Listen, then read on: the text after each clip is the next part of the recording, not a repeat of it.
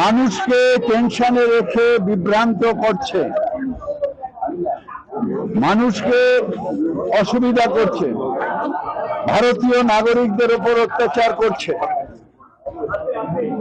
Home service করে কমিশনের উচিত হলো ভারতের নাগরিক যারা তাদের কাছে পৌঁছে দেওয়া আপনার ভোট, আপনার সিরিয়াল নাম্বার, আপনার পার্ট নাম্বার।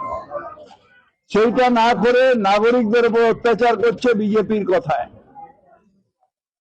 এখানে বারবার করে ইলেকশন কমিশনের মেয়াজ ইলেকশন কমিশনের বাড়িতে রাখুন।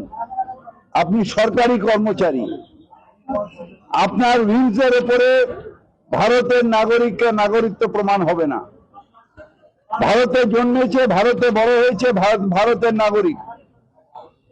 আগে ভোট দিয়েছে বা এখন 18 বছরের ঊর্ধ্বে তারা ভারতের নাগরিক। কোর্টকে বিভ্রান্ত করছে,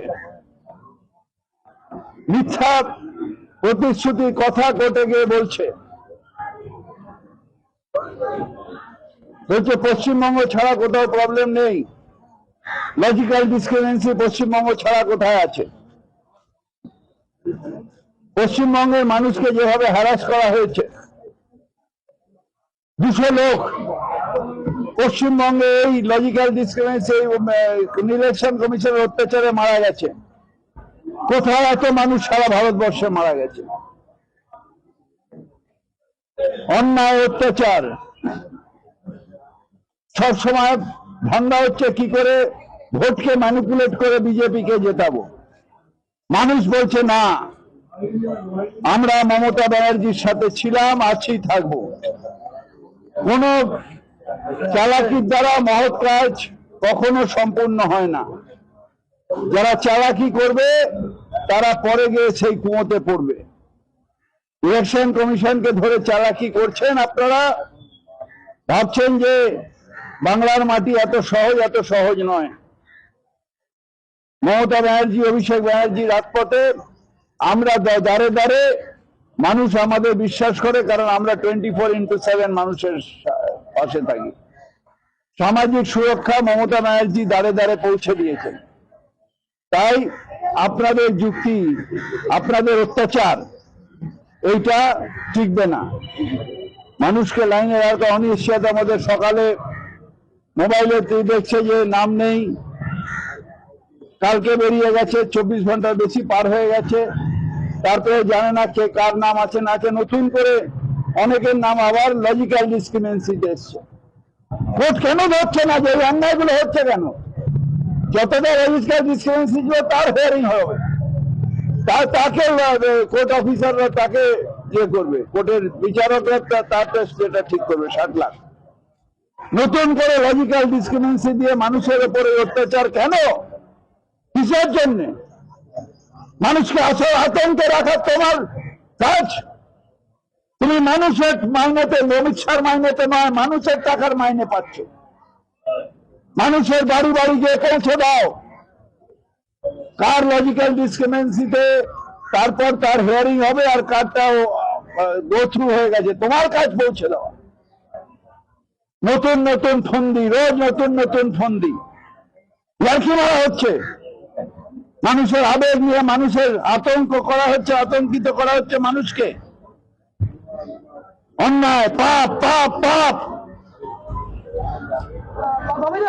ভবানীপুর বিধানসভার জন্য যে রিটার্নিং অফিসারকে নিয়োগ করেছে ইলেকশন কমিশন, তিনি শুভেন্দু অধিকারীর ঘনিষ্ঠ, এমনটাই অভিযোগ করেছে তৃণমূল কংগ্রেস, এবং এই নিয়ে ইলেকশন কমিশনের কাছে চিঠি লেখা হয়েছে।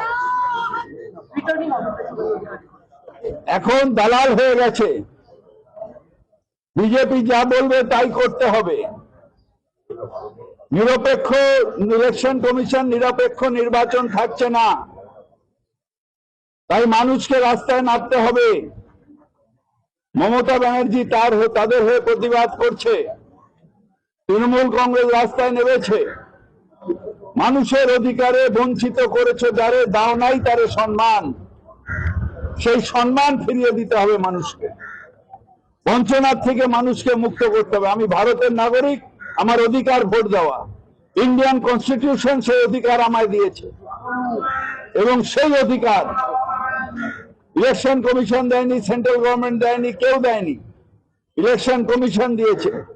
আর যে সংবিধানে অবমাননা করছে সে ভারতের বিরোধিতা করছে, সে ভারত বিরোধী যে সংবিধানের অবমাননা করে। তবে তো আমরা দেখলাম গ্যাসের দাম বৃদ্ধি হলো, এবার নতুন করে আজকে থেকে যেটা হচ্ছে যে ডবল সিলিন্ডার যাদের তাদের এটা গ্যাস পরে, এটা খুব নিয়ে- সিরিয়াস ইস্যু, এটা আগে করে দিলাম, ওইটা পরে তো গ্যাস টেস্ট। জনতা উন্নয়ন পার্টির সঙ্গে হাত মেলালেন মিম এবং হুমায়ুন কবির বলছেন- তোমাদের সব ভুল ভাল যত কি মিম কি জি কি আছে, এগুলো কোনো ফ্যাক্টর হচ্ছে?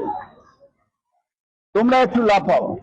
এই এখানে কতগুলো ছোট ছোট পার্টি আছে তো, যারা পুরপুর করে লাফায় ইলেকশনের সময় চাঁদা তোলার জন্য, আর ওই বিজেপির ফান্ড নেওয়ার জন্য এরাও একত্রিত হচ্ছে। বিজেপি বাবা কিছু টাকা দাও, তৃণমূলের ভোট কাটার ব্যবস্থা করি। মোয়া খাইয়ে দেবে। ভোটের আগে কালী রং জপ করতে হচ্ছে প্রধানমন্ত্রীকে, তিনি কালী কালী বলরসনা যে গানটি আরে ওরা- ভিডিও পোস্ট করছেন এখন প্রধানমন্ত্রী।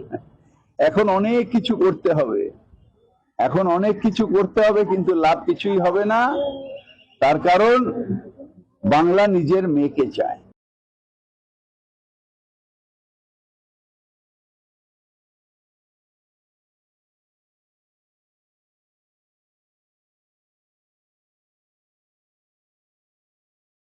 আমাদের সব থেকে মানে এখানে আশেপাশে দেখছি একটু খাবার একটু অসুবিধা হচ্ছিল, তো আমি দেখলাম কি এখানে একটা ছোট্ট একটা চায়ের দোকান করব। তারপরে চায়ের দোকান থেকে ভাবছি ছোট একটা ধাবা করে দিই। ছোট ধাবা থেকে দেখছি এবার একটু সাজিয়ে দিই। এই আস্তে আস্তে করতে করতে এইভাবে হয়ে যাবে, আমি নিজেও ভাবতে পারিনি।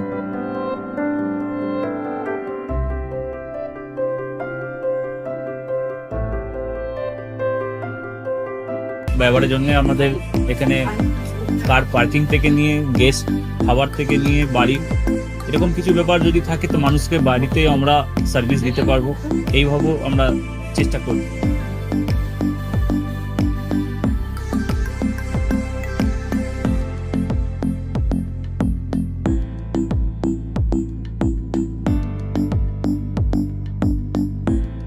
একদম সাধারণ, বাইরে থেকে অনেক চিপ বেস্ট মধ্যে খাওয়াটা কোয়ালিটিটা সবসময় পাবেন। একবার আমি মানুষকে একবারই বলবো কি একবার আমাদের কাছে এসে একবার টেস্ট করে যাবেন। দুপুরবেলা থেকে আরম্ভ আমাদের খাওয়া, থালা, বেঙ্গলি থালা, চাইনিজ ফুড সবই আছে, একবার এসে টেস্ট করে যাবেন।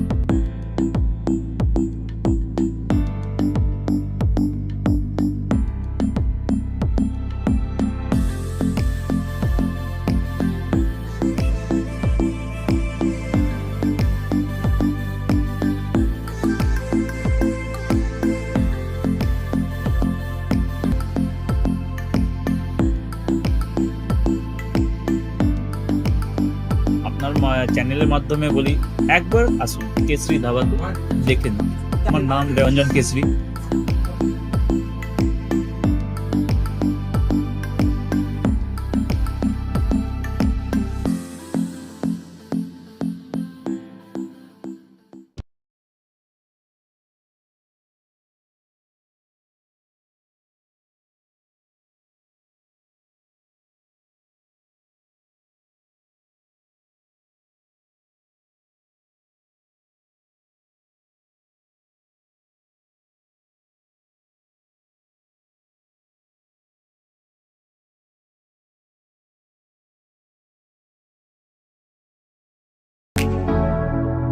Keshari Light House, Keshari Light House এবং কেশরী লাইট হাউস নিজেদের রান্নাঘরকে আরো অত্যাধুনিকভাবে সাজাতে সমস্ত কিছু পেতে চলে আসুন নৈহাটি গৌরীপুর চৌমাথা বাজার কেশরী লাইট হাউস।